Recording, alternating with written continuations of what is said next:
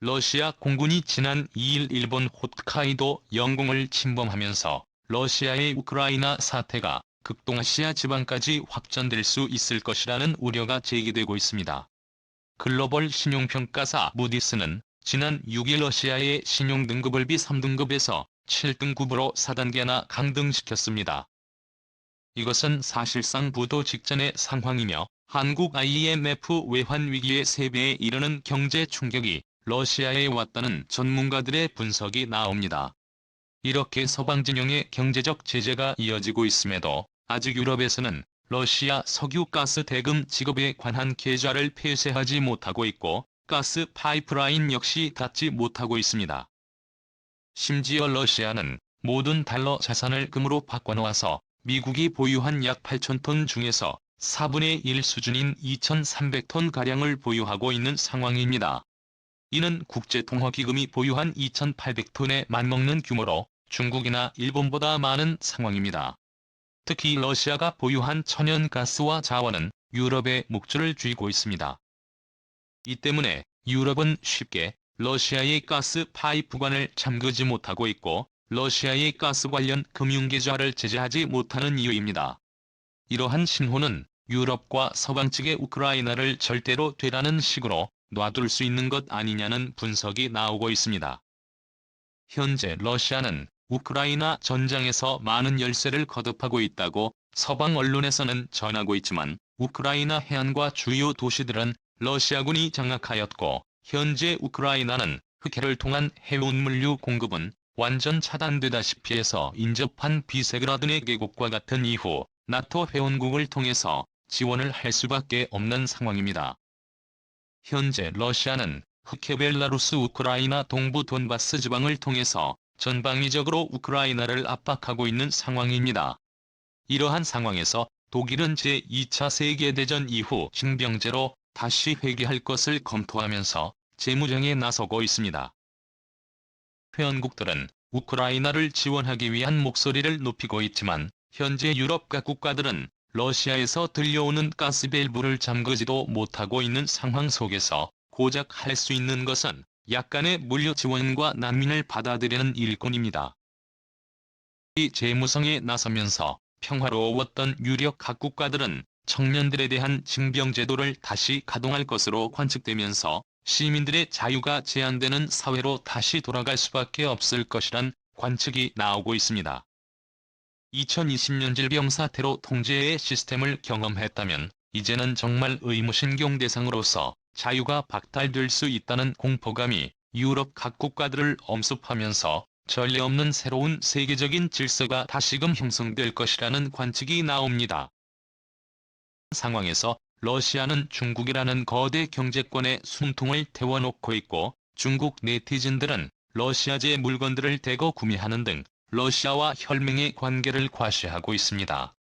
마치 제2차 세계대전의 전보스 추축국의 모습과 흡사하다는 관측이 나오고 있는 것입니다. 전문가들은 극동지방을 오히려 합니다. 중국과 러시아가 동시에 작전을 짜서 극동지방에서 거대한 확전이 일어날 수 있다는 경고가 나옵니다. 그럼 상황이 어떻게 돌아가는지 살펴봅니다. 첫 번째, 러시아의 홋카이도 침공 가능성. 저는 3월 2일 러시아가 우크라이나를 침공한 상황 속에서 러시아의 군용 헬기가 홋카이도 동쪽 급산반도 영공에 진입하는 도발을 했습니다. 이곳은 일본이 영유권을 주장하는 쿠릴 열도 내 개성과 인접한 지역으로 현재 러시아가 하부마이 군도와 인접한 반도입니다. 러시아는 근대기 일본과 어마어마한 갈등의 사건들이 있었는데요. 러시아는 일본에 의해 러일 전쟁 패배라는 엄청난 굴욕을 안겨줬던 사건이 있었습니다. 당시 서방에서는 동양의 작은 신흥국 일본이 거대 제국을 깨부수었다며 대서특필하며 일본이 세계 열강 무대로 데뷔하는 역할을 해주었던 사건입니다. 그뿐 아니라 러시아가 공산화된 직후에는 1918년에서부터 1922년까지 시베리아 개입 사건을 일으켜 일본은 블라디보스톡 등 시베리아 일부 지방까지 진입해 러시아군과 전투를 했었던 사건이 있었습니다. 그만큼 러시아와 일본의 관계는 일본과 중국 간의 관계와 마찬가지로 악연이 매우 깊습니다. 심지어 최근에는 우크라이나의 일본인 70여 명이 자연 입대를 하겠다고 우크라이나 주 일본 대사관에 파병 의사를 밝히면서 러시아를 자극하고 있는 상황입니다. 상황에서 러시아가 일본 그중에서도 홋카이도를 침공할 수 있을 것이라는 관측이 나옵니다. 홋카이도와 일본 도호쿠 지방은 원래 러시아의 땅이 될 뻔한 지역입니다. 독일이 동서로 분단된 이 일본도 북쪽은 러시아다, 남쪽은 미국, 영국, 자유중국이 나눠 통치하도록 계획했었던 것입니다. 현재 일본은 미일 간 상호방위 조약이 체결돼 있으나 전시작전 통제권이 일본 자위대에 있어서 무력 충돌이 발생했을 경우 전적으로 일본 자위대가 통제를 해야 합니다. 자칫 순식간에 홋카이도 일대가 러시아에 의한 장악이 이루어질 수 있다는 겁니다. 하지만 전문가들은 러시아가 이러한 홋카이도 침공을 단독으로 계획하지 않고 중국과 양방향에서 공략할 가능성이 높다는 의견을 내놓고 있습니다. 두 번째, 중국의 대만 협공 가능성. 현재 미국을 비롯한 국제정세 분석가들은 현재 중국의 대만 침공 가능성이 높다는 경고가 나오고 있습니다. 미국 등 서방 세계가 우크라이나에 정신이 팔려있는 사이 중국이 대만을 향한 강제병합 시도가 이루어질 수 있다는 겁니다. 현재 대만은 친중국 성향의 국민당 정권이 있는 상황으로 대만 내에서도 친중 성향의 여론이 어느 정도 있는 상황입니다. 대만의 정치 상황 때문에 중국은 대만의 군대를 일순간에 무력화시키고 주요 정부기관을 장악하여 대만을 일개 중국의 지방정권으로 베이징의 통제를 받는 지방정부를 수립할 수 있다는 겁니다. 무엇보다 중요한 것은 대만의 TSMC와 같은 반도체 기업들입니다. 중국은 현재 반도체 공장이 없어 서방의 반도체 공급 제한에 속수무책으로 당하고 있는 상황입니다. 이러한 상황으로 인해 중국은 대만의 주요 반도체 업체를 노릴 것으로 관측되며 미국에서는 이러한 상황을 대비해 대만 반도체 공장을 여러 나라로 분산시키려는 계획을 내려놓은 상황으로 이 계획은 일본, 미국 등으로 분산되는 상황입니다. 자칫 대만이 중국에 의한 공격을 받게 된다면 세계 반도체 수급 대란이 일어날 수밖에 없는 상황입니다. 하지만 대만의 일본 자위대가 개입하면 이야기가 달라집니다. 일본 정부는 공공연하게 대만이 침공받으면 일본 자위대가 도와줄 것처럼 공언하고 있습니다. 일본 해상자위대의 화력은 생각보다 강해서 중국이 대만을 쉽게 침공하지 못하는 이유 중에는 바로 일본 자위대가 있습니다. 러시아가 만약 홋카이도에서 치고 내려온다면 일본은 대만을 도와줄 여력은 전혀 사라지게 됩니다. 때문에 중국이 대만을 침공할 때 반드시 러시아가 함께 합작하여 움직일 가능성이 높을 것이라는 우려가 나옵니다. 러시아는 홋카이도를, 중국은 대만과 센카쿠 등을 침공하게 된다면 속수무책으로 일본이 당할 수밖에 없는 상황입니다. 대만은 현재 미국과의 상호방위 조약이 없을 뿐 아니라 징병제도도 이루어지지 않고 있어서 사실상 무방비 상태 볼 수 있습니다. 중국과 러시아가 궁지에 몰리면 몰릴수록 대만 침공은 점점 가시화될 것이라는 우려가 나오는 것입니다. 세 번째, 한국의 참전 여부. 현재 한국과 일본 사이에는 지소미아 협정이 체결돼 있지만 한국은 러시아와도 지소미아를 맺고 있습니다. 그뿐 아니라 독도 영유권을 두고 일본과 갈등이 있는 상황이고 러시아와는 영토 갈등이 없는 상황입니다. 한일 간의 상호방위 조약도 없는 상황으로 일본이 러시아로부터 공격받는다면 한국이 일본을 도울 수 있는 방법은 인도적 지원밖에는 없을 것이란 관측이 나옵니다. 러시아가 일본을 침공하거나 중국이 대만을 침공할 경우 한국은 북한의 침공에 대비해야 합니다. 북한은 현재 북중러 삼각동맹을 맺은 상황으로 자칫 북한의 남침이 이루어질 수 있을 것이라는 관측이 나오기 때문입니다. 때문에 한국은 일본이나 대만을 지원할 여력이 전혀 없고 한국 국토 강의에 더욱 신중을 기해야 하며 해상로가 차단되지 않도록 해야 합니다.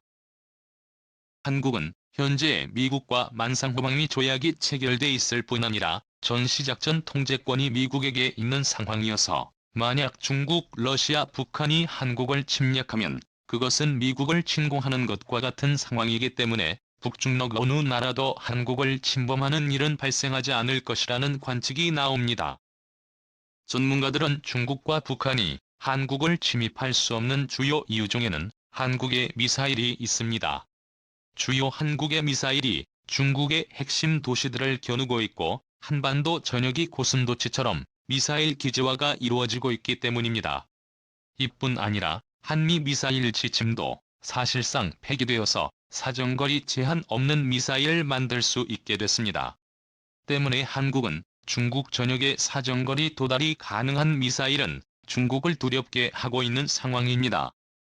전문가들은 현재 일본과 대만은 한국 안보에 무임승차를 하고 있다는 지적을 하고 있습니다. 현재 일본, 대만, 한국 동북아시아 자유진영 국가 중에서는 유일하게 한국만 의무징병 제도를 시행하며 동북아시아의 자유를 지키는 상황입니다. 때문에 일각에서는 일본과 대만이 한국의 청년 희생에 의해 지난 반세기 동안 공산진영의 침공으로부터 안전해 올 수 있었다는 지적을 내놓습니다. 하지만 이번 중국과 러시아가 일으킬 수 있는 급변 사태에서는 자신들이 스스로 국토를 지켜야 하는 상황이 오게 될 것이라는 경고가 나옵니다. 네 번째, 10개의 권역으로 재편되는 세계. 이번 우크라이나 침공 사태로 인해 전 세계가 확실히 10개의 거대 권역으로 나뉘어지고 있다는 분석이 나옵니다. 이것은 고대 예언서에 등장하는 말세의 상원 때와 유사한 것이라는 분석은 흥미를 끌고 있습니다. 말세에 10케이블 즉 10개의 나라가 등장한다는 해석이 있어 왔습니다.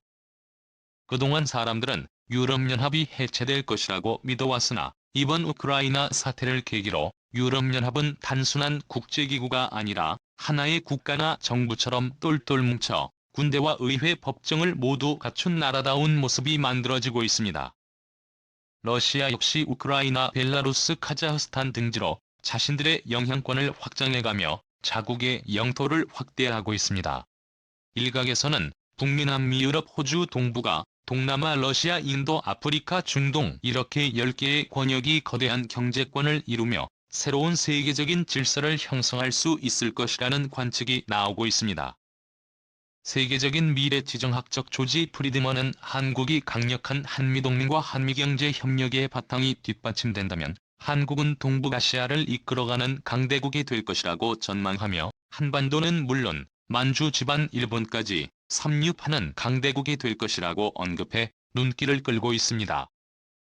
그는 중국은 더 이상 한국의 중요한 교역 파트너가 될 수 없고 중국과의 교역 비중 대신 셰일가스로 인한 세계 최강의 부유한 국가가 되는 미국과 협력을 하는 것이 한국 경제에 이롭다는 분석을 내놓고 있습니다. 그렇게 되면 자연스럽게 공백이 된 만주 지방이 한반도의 경제권으로 예속될 것이라는 전망을 내놓은 것입니다. 세계적인 긴장 상황이 지속되면서 전 세계는 권역별로 점점 결속이 강화되고 있습니다.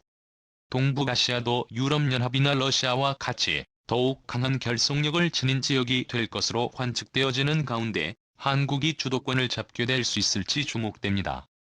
감사. 한국무원남